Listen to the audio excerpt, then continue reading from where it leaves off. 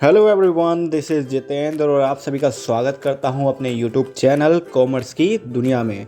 So friends, जैसा कि आप सभी जानते हैं कि माहौल बहुत ही बुरा हो रखा है और आप सभी अपने अपने घरों पर रहें, सुरक्षित रहें, कोविड-19 प्रोटोकॉल्स का पूरा पूरा पालन करें और अपनी बारी आने पर वैक्सीन अवश्य लगवाएं। आइए, सो गाइस, आज की इस वीडियो में मैं बात करने वाला हूं अपने पिछले टॉपिक प्रमोटर्स से आगे बढ़ते हुए प्रमोटर्स के कार्यों के बारे में।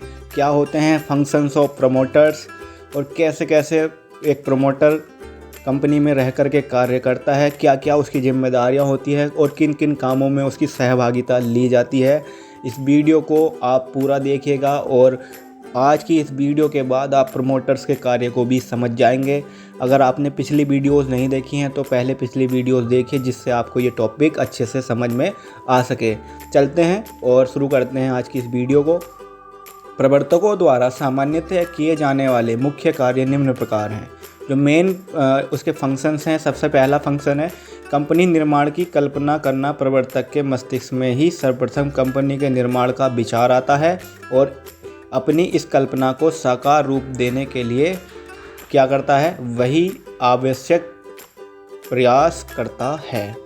शुरुआत में सबसे पहले जो कार्य करता है, जो भी कंपनी से लीगल फॉर्मेलिटीज़ वगैरह हैं वो सबकी पूर्ति करने के लिए सबसे पहले जो हाथ बढ़ाते हैं वो कौन होते हैं, कंपनी के प्रमोटर्स ही होते हैं। आइए बात करते हैं उसका दूसरा कार्य, विस्तृत अनुसंधान करना, यानी कि एक डीपली रिसर्च करना। प्रवर्तक जब कंपनी के निर्माण का प्रारंभिक अध्ययन कर लेता है तो वह किसी निश्चित व्यवसाय की योजना बनाता है कि उसे क्या बिजनेस करना है, उसकी कंपनी का क्या काम होने वाला है। प्रवर्तक इसी योजना का विस्तृत अनुसंधान करता है और वह इस व्यवसाय के बारे में कई तथ्य तथा आंकड़े एकत्रित करता है कि बहुत सारे चीज़ों को इकट्ठा करेगा, कुछ डाटा उससे रिलेटेड जानेगा कि उस तरह का व्यवसाय किस तरह से चलाना है और कैसे कैसे इस तरह के व्यापार अच्छे हुए हैं, तथा उस व्यावसायिक योजना का मूल्यांकन करता है। इस हेतु वह भावी लाभ की संभावना को ज्ञात करता है कि फ्यूचर में क्या प्रॉफिट्स हो सकते हैं, और इसी समय वह सरकारी नीति का भी गहन करता है, अध्ययन करता है। वह कंपनी के उत्पादन में उपयोग आने वाले कच्चे माल, रॉ मटेरियल कहाँ से आ सकता है, मटेरियल कहाँ से आएगा, साथ ही साथ उसमें लेबर कितनी होगी, पावर कितना होगा, ये सब का भी अनुमान लगाता है। ओवरऑल वो एक बजट तैयार कर लेता है अपने दिमाग में, जिससे वो कंपनी में रह करके अपने कार्य को कर पाए। वह कंपनी के उत्पादन, मांग तथा पूर्ति, व्यवसाय में प्रतिस्पर्धा, प्रतिस्पर्धी संस्थाओं की संख्या आदि के संदर्भ में विस्तृत अनुसंधान करता है। यानी कि उस तरह की कंपनियां कितनी लगी हुई हैं, कैसे कैसे वो काम कर रही हैं, ये सारी जानकारियां जो निकालने का काम करते हैं वो भी कंपनी के प्रमोटर्स का ही काम है। आइए जानते हैं कंपनी के प्रमोटर्स का अगला कार्य। तो विक्रेताओं के साथ अनुबंध करना, यानी जो सेल्स जो पर्सन होते हैं, सेलिंग पर्सन होते हैं, उनके साथ जो है उनका कॉन्ट्रैक्ट करना किसका काम होगा, एक प्रमोटर का ही काम होगा।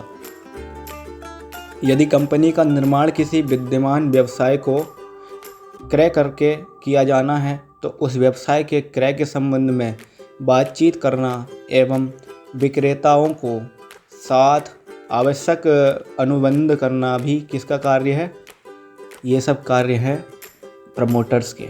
ठीक है, प्रमोटर्स जो है सेलिंग पर्सन से मिलेंगे, जो हमारे सप्लायर्स होंगे उनसे मिलेंगे और उनसे बात करके पता लगाएंगे कि भाई जो प्रोडक्ट है वो कितने रुपए तक का आ रहा है और उसको कितने रुपए तक जो है हम खरीद सक रहे हैं।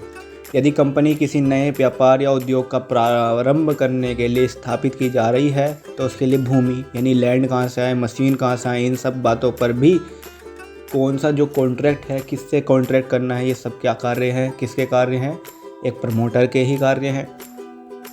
विक्रेताओं के साथ अनुबंध करना, ठीक है।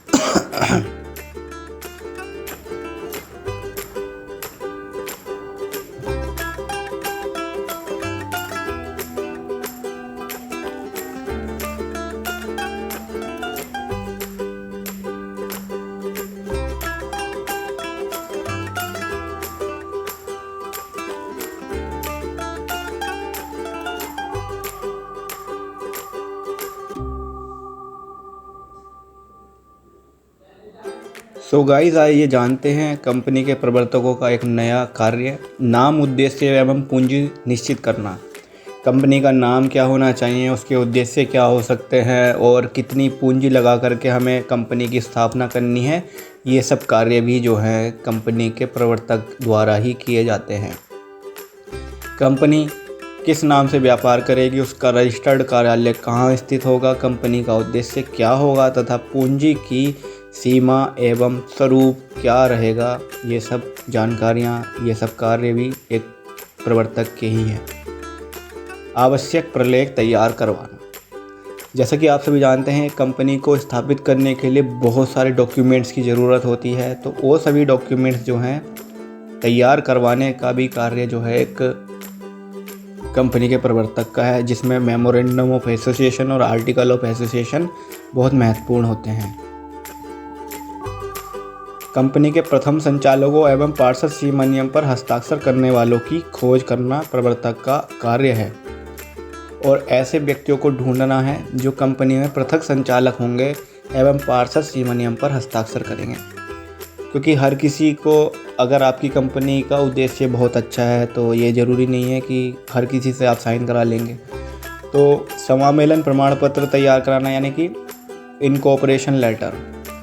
ये लेटर जब तक तैयार नहीं होता है तो आप व्यापार प्रारंभ नहीं कर सकते हैं। तो ये बहुत ही इम्पोर्टेंट है और इसको तैयार कराने में भी प्रवर्तक का बहुत ही इम्पोर्टेंट रोल प्ले होता है, क्योंकि जब तक आपके पास ये प्रमाण पत्र नहीं होगा आप अपना कार्य वास्तविक रूप से नहीं कर पाएंगे। केवल और केवल कंपनी का एक खोखा तैयार हो सकता है, लेकिन आप उसमें रह करके कोई भी व्यापारिक कार्य नहीं कर सकते हैं।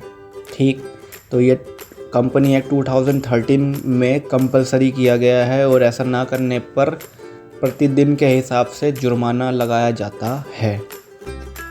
आइए हम बात करते हैं अन्य कार्यों की, जिससे एक प्रमोटर की जो भूमिका है एक कंपनी के लिए बहुत ही इम्पोर्टेंट हो जाती है। तो उसमें एक और कार्य, अगला जो कार्य है वो है प्रविवरण का निर्गमन। प्रविवरण का मतलब होता है प्रोस्पेक्टस, और क्या प्रोस्पेक्टस के अंदर क्या क्या जानकारी होंगी उनको छपवाना भी प्रमोटर का ही कार्य है। अभिगोपन संबंधी अनुबंध करना। अभिगोपन क्या होता है?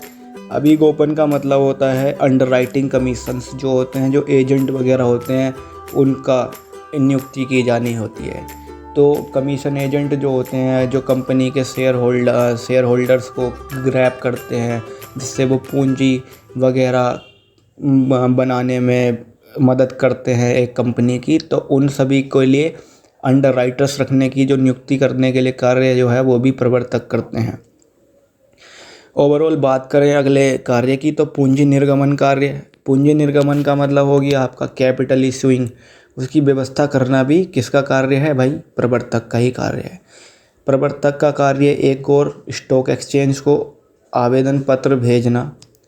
यदि कंपनी अपने अंशों के क्रय विक्रय की जो सुविधा है उसकी मान्यता प्राप्त स्टॉक एक्सचेंज के साथ करती है, ठीक, तो उसको जो है आवेदन पत्र भेजेंगे वो, जिससे कि उनका कार्य अच्छी तरह से चलाया जा सके। ठीक है, आप समझ सकते हैं कि एक प्रमोटर कितनी बड़ी भूमिका निभाता होगा। ठीक है ना, तो आप समझ सकते हैं। इस तरह से आप ये भी मान सकते हैं कि कंपनी के जो प्रमोटर्स होते हैं उनकी बहुत ही बड़ी जिम्मेदारी रहती है किसी भी कंपनी के लिए। 13 इसका कार्य क्या है? प्रारंभिक व्ययों का भुगतान।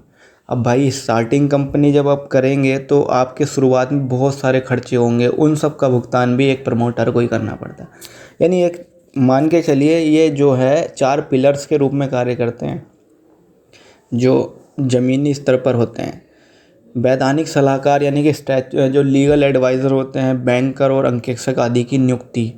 अंकेक्षक वगैरह की नियुक्ति करने में भी इनका बहुत बड़ा योगदान होता है। समझ गए आप? तो आप समझ लीजिए एक तरह से कंपनी के फाउंडर हैं जो कंपनी को बनाने से लेकर के उसको बढ़ाने तक का कार्य करते हैं। और कंपनी के प्रमोटर केवल और केवल कंपनी के